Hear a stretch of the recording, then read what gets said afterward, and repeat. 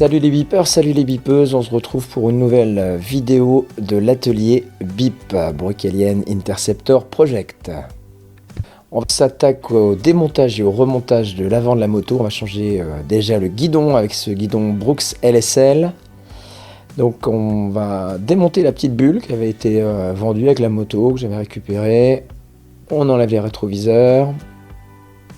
On démonte aussi les embouts de guidon qui vont pas correspondre, j'aurai une petite galère, je vous expliquerai ça, qui vont pas correspondre pour la suite au niveau couleur, je les remplacerai.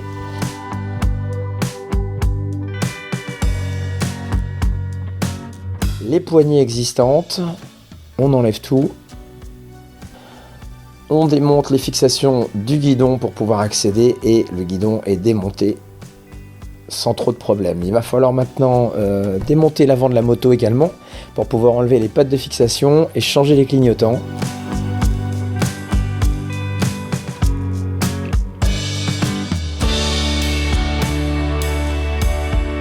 Ça veut dire démonter les clignotants, démonter le phare. Ça veut dire démonter également le bloc avec le compteur sur la fourche, le sortir du logement. Ça n'a pas été très simple, en conservant tous les câbles, mais il a fini par venir.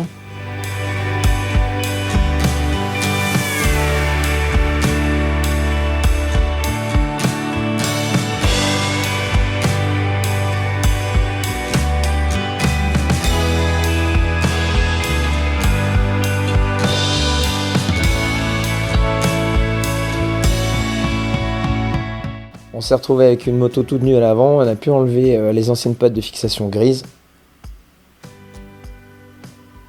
Et voilà pour le démontage.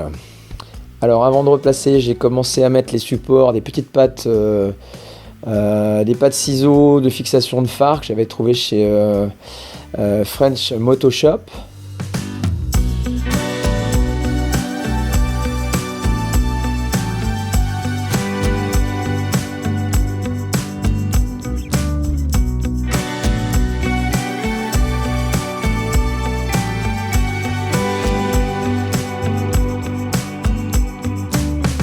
Là-dessus ont été ajoutés les petits clignotants avant, les motones, JPS que vous aviez déjà vu dans les unboxings, en tout cas je vous invite à aller les voir.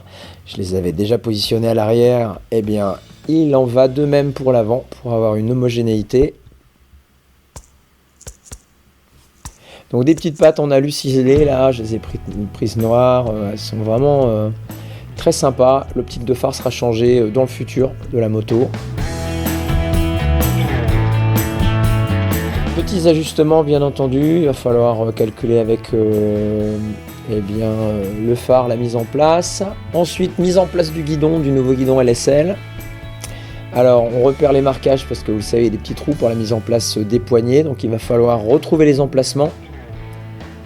Donc j'ai positionné tous les câblages sans trop de problèmes, j'ai fait les marquages, j'ai positionné également les rétroviseurs.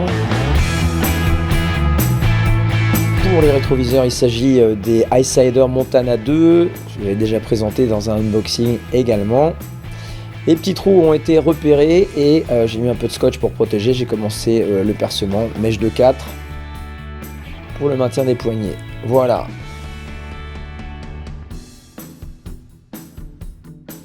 Ensuite, quand ça a été fait, il a fallu remplacer les poignées par les poignées ajustables Tech que je vous avais également présenté en unboxing.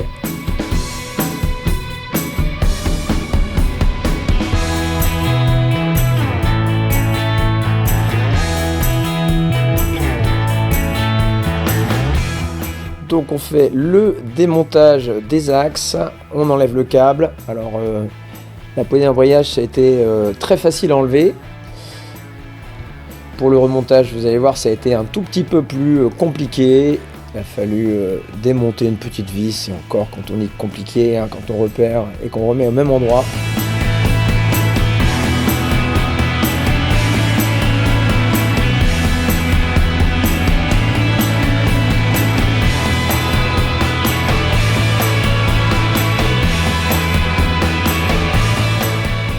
C'est assez simple, vous pouvez voir les petits caches qui ont été peints en noir dans la vidéo précédente.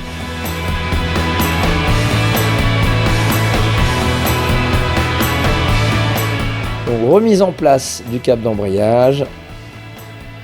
Remise en place de la poignée d'embrayage et de son axe.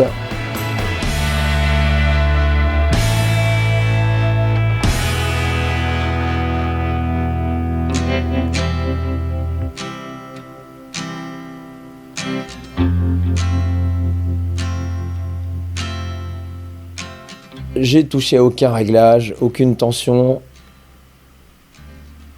Ça fonctionnait.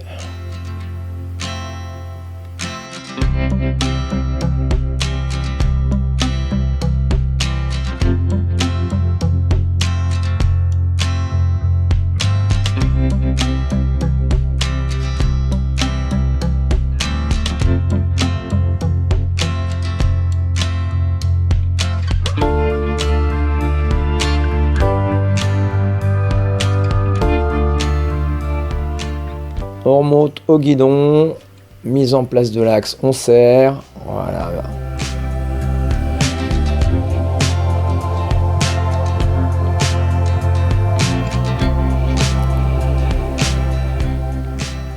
Et ensuite on fait le petit essayage.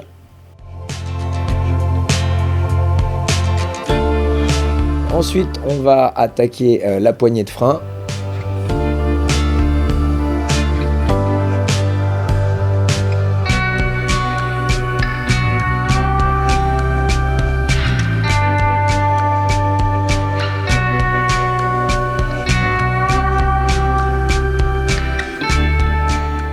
Là, c'est encore plus simple. On enlève une vis, on remet la vis.